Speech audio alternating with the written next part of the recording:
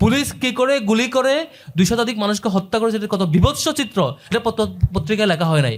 এই যে টকশোগুলোতে আপনি স্ক্রিনিং করবেন সেই সময়টাতে, তখন দেখবেন, তখন লেখা হয়েছে যে জামাত শিবির আন্দোলন কত ভয়াবহ, তখন লেখা হয়েছে কিভাবে একটা মানুষ গুলির মুখে দাঁড়াচ্ছে, দাঁড়ানোটা কত ভয়াবহ, এটা লেখা হয়েছে।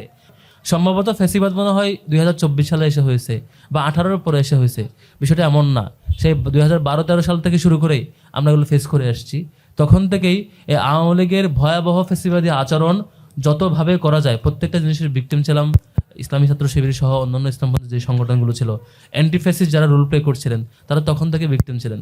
আমরা এখনও সে সময়ে শত শত ভাইরা আছেন যারা হাত পা হারিয়েছেন, আহত হয়েছেন, চোখ হারিয়েছেন, সেই সময়টা কেন্দ্র করে তারা আহত হয়েছিলেন। স্টিল তারা এখনও জীবন্ত সাক্ষী সেই সময়গুলোর। আজকে সময়টাতে এসে ফেসিবাদের ভয়াবহ দিন স্মরণ করতে চাই। সারা বাংলাদেশের সকল শিক্ষার্থীকে জানান দিতে চাই যে ফেসিবাদ একদিনে তৈরি হয় না। যেসব আচরণের মধ্য দিয়ে একটা দল ফেসিবাদ হয়ে ওঠে, সেসব আচরণ যখন শুরুতেই প্রকাশ পায়, তখনই যদি সকল ক্যাটাগরির মানুষ এসে সেটাকে ঠেকাইতে না পারি, তখন সে সবার উপর চেপে বসে। আমরা সে সময়টাই দেখি যে 2011, এরপর 12 পেরিয়ে 13 পর্যন্ত আওয়ামী লীগ, ইসলামী ছাত্র শিবির কিংবা অন্যান্য ইসলামী সংগঠনগুলোর উপরে যেভাবে ফেসিবাদী আচরণ তখন দেখিয়েছিল, তখন হয়তো কেউ কেউ মনে করেছিল এটা তো আমাদের উপর আক্রমণ না। তখন কেউ কেউ মনে করেছিল এটা হয়তো ইসলামী ছাত্র শিবিরের উপর আক্রমণ, কিংবা জামাত নেতার উপর আক্রমণ, কিংবা বিশেষ গোষ্ঠীর উপর আক্রমণ।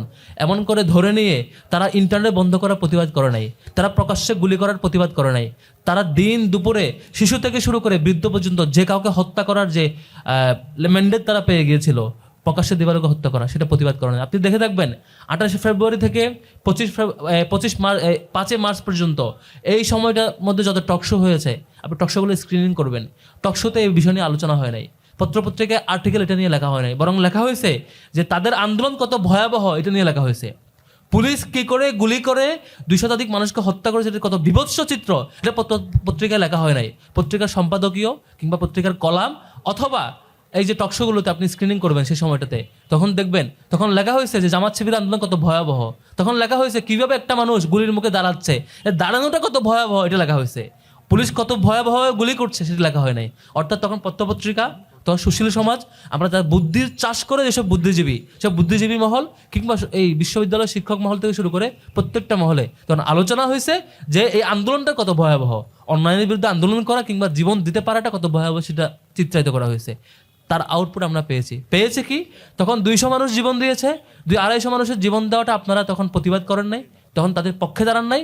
বিনিময়ে পুরো জাতি সহ আমাদেরকে 2000 মানুষকে শহীদ হওয়া লাগছে, হাজার হাজার মানুষ শহীদ হওয়া লাগছে গত জুলাই। যদি তখন আমরা থামাতাম, আমরা মাঠে নামতাম, হয়তো আওয়ামী লীগ এত ভয়ঙ্কর ফেসিবাদ হইতে পারতো না, তখন আমরা এত মানুষকে জীবন দিতে হইতো না 24-এ এসে। সেজন্য বিনীত অনুরোধ থাকবে, আজকের দিনের শিক্ষা হচ্ছে, আজকে ইসলামী ছাত্র শিবির ঢাকা বিশ্ববিদ্যালয় শাখা একদিন থেকে কেন স্মরণ করছে, কেন আবার এই প্রোগ্রামটা করছে, কারণ আজকে শিক্ষা হচ্ছে একটা দল ফেসিবাদ যখন হইতে চায়, শুরুতে থামায় দিতে হয়।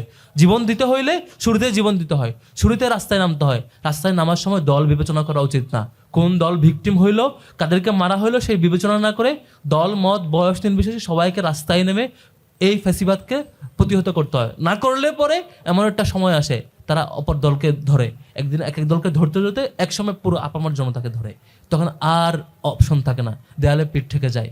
এভাবেই দিনের ইলেকশন রাতে করে, কারচুপি করে, আপনি কিছু বলতে পারেন না।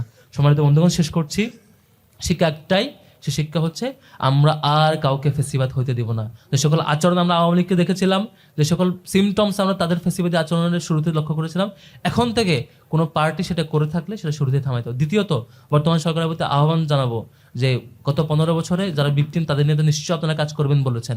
তো 28 ফেব্রুয়ারিকে কেন্দ্র করে, আল্লামা সাঈদীর রায়কে কেন্দ্র করে যেই সিরিয়াসলি সারা দেশে মানুষ শহীদ করা হয়েছে, আহত হয়েছে, তাদের পুনর্বাসন, তাদের ক্ষতিপূরণ এবং সেই বিচারকে রিভিউ করা সহ যেসব বিষয়গুলো করা দরকার সেসব বিষয়গুলো করা দরকার। সে সময়ে বেগম খালেদা জিয়া এটা নিয়ে সরব ছিলেন। আশা করব বেগম খালেদা জিয়ার দল তার পরবর্তী সময়ে ক্ষমতায় এসে তার সেই সময়ের চিন্তাগুলোকে লালন করে এখন এই নিরপরাধ মানুষের ভিকটিম হওয়ার বিপরীতে দাঁড়িয়ে যে ন্যায় বিচার কিংবা যেটুকু ফিরিয়ে আনা দরকার সুযোগ আছে এই সময়টাতে সেটুকু করার আহ্বান রেখে আমি কথা শেষ করছি। আসসালামু আলাইকুম।